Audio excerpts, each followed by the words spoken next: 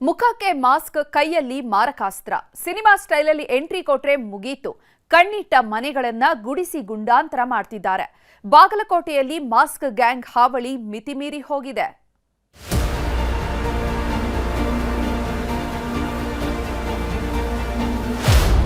ಮಧ್ಯರಾತ್ರಿ ಬೀಗ ಹಾಕಿದ್ದ ಮನೆಗಳೇ target. Mask gang rounds, Bagalkote ಜನ ಶಾಕ್.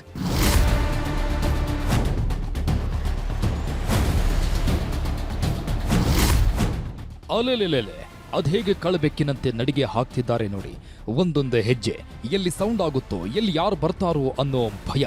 ಮುಖಕ್ಕೆ ಮಾಸ್ಕ್ ಹಾಕೊಂಡು ಅಖಾಡಕ್ಕಿಳಿದಿರೋ ಮೂವರು ಕಂಡ ಮನೆಯನ್ನ ಇಣಕಿ ನೋಡಿದ್ದಾರೆ. 5 ಮನೆಯ ಬೀಗ ಮುರಿದವರಿಗೆ 6ನೇ ಮನೆಯಲ್ಲಿ ಲಕ್ಷ ಸಿಕ್ಕಿದೆ.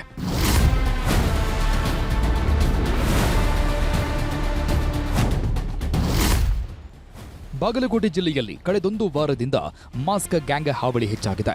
3-4 ದಿನದ ಹಿಂದಷ್ಟೇ ರಬಕವಿ ಪಟ್ಟಣಕ್ಕೆ ನುಗ್ಗಿದ್ದ ಮಾಸ್ಕ್ ಗ್ಯಾಂಗ್ ಬೆಳ್ಳಿ ಬಂಗಾರ ಕದ್ದು ಎಸ್ಕೇಪ್ ಆಗಿತ್ತು. ಇದರ ಬೆನ್ನಲ್ಲೇ ಮತ್ತೊಮ್ಮೆ ಅಖಾಡಕ್ಕಿಳಿದಿರೋ ಖದೀಮರು ಇಳಕಲ್ ನಗರದಲ್ಲಿ ಕೈಚಳಕ ತೋರಿಸಿದ್ದಾರೆ. ಮುಖಕ್ಕೆ ಮಾಸ್ಕ್ ಹಾಕೊಂಡು ಮಧ್ಯರಾತ್ರಿ ಬರೋ ದರೋಡೆಕೋರರು ಯಾರ ಕೈಗೂ ಸಿಗದಂತೆ ಕೊಳ್ಳೆ ಹೊಡಿತಿದ್ದಾರೆ.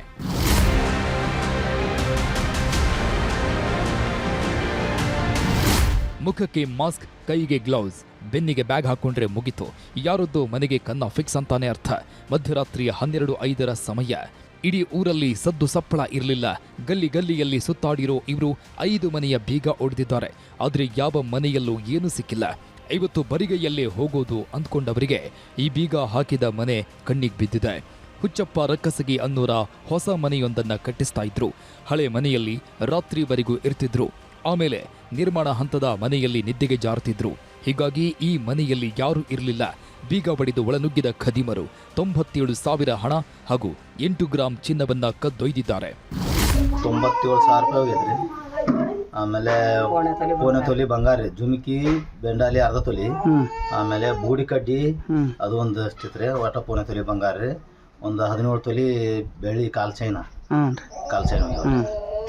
ಯಾವ ಮನೆಗೆ ಇಟ್ಟಿದ್ರಿ? ಇದು ಹಳೆ ಮನೆ ಇದೆ, ಮನೆಯಾಗಿತ್ತು. ನೀವೆಲ್ಲಿ ಮಕ್ಕಂದಿದ್ರಿ? ನಾವು ಈ ಮನೆ ಮಕ್ಕಂದಿದ್ವಿ ರೀ. ಬೆಂಡ್ ಮಾಡ್ಯಾರ ನೋಡ್ರಿ, ಇದನ್ನೆಲ್ಲ ಬೆಂಡ್ ಮಾಡ್ಯಾರ. ಮತ್ತೆ ಬಾಜುನಾರ ಒಂದು ಕಿಲಿ ಮುರಿದಾರ್ರಿ. ಅಲ್ಲೊಂದು ಮನಿ ಓಪನ್ ಮಾಡಿದ್ರಿ. ಅಲ್ಲಿ ಅವ್ರಿಗೇನು ಸಿಕ್ಕಿಲ್ಲ. ಒಟ್ನಲ್ಲಿ ಬಾಗಲಕೋಟೆಯಲ್ಲಿ ಕಳ್ಳರ ಹಾವಳಿ ಮಿತಿಮೀರಿ ಹೋಗಿದ್ದು. ಲುಂಗಿ ಗ್ಯಾಂಗ್, ಚೆಡ್ಡಿ ಗ್ಯಾಂಗ್ ಬೆನ್ನಲ್ಲೇ ಮಾಸ್ಕ್ ಗ್ಯಾಂಗ್ ಇಡೀ ಜಿಲ್ಲೆ ಜನರ ನಿದ್ದೆಗೆಡಿಸಿದೆ.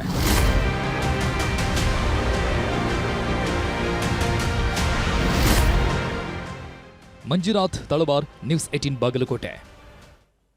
ಬಳ್ಳಾರಿಯಲ್ಲಿ ಬ್ಯಾನರ್ ಕಿಚ್ಚು ತಣ್ಣಗಾಯ್ತು ಅನ್ನೋ ಹೊತ್ತಲ್ಲೇ ಮತ್ತೊಂದು ಬೆಂಕಿ ಹೊತ್ತಿಕೊಂಡಿದೆ. ರೆಡ್ಡಿ ಒಡೆತನದ ಮನೆಗೆ ಬೆಂಕಿ ಬೀಳ್ತಿದ್ದಂತೆ ರಾಜಕೀಯ ಕದನವೂ ಜೋರಾಗಿದೆ.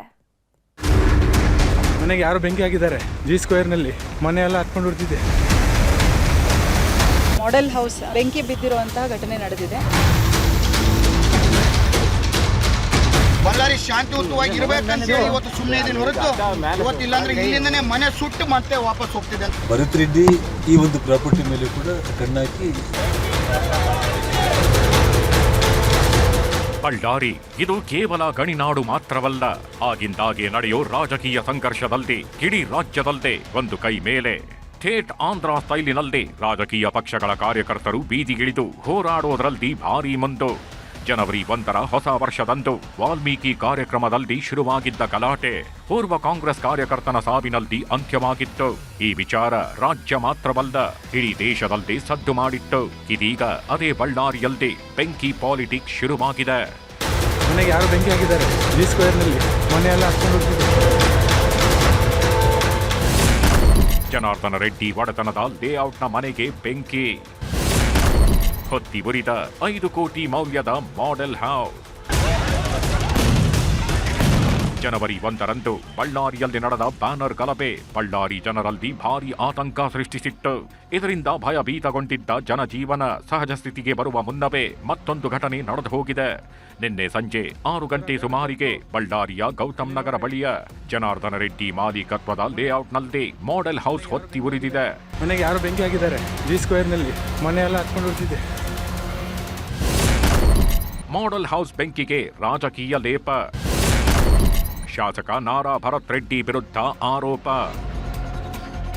ಮಾಡೆಲ್ ಹೌಸ್ಗೆ ಶಾಸಕ ಭರತ್ ರೆಡ್ಡಿ ಆಪ್ತರೇ ಬೆಂಕಿಗಿಟ್ಟಿದ್ದಾರೆ. ಈ ಕೃತ್ಯಕ್ಕೆ ಶಾಸಕ ನಾರಾ ಭರತ್ ರೆಡ್ಡಿಯೇ ಕಾರಣ ಅಂತ ರೆಡ್ಡಿ ಬ್ರದರ್ಸ್ ಗಂಭೀರವಾಗಿ ಆರೋಪ ಮಾಡಿದ್ದಾರೆ.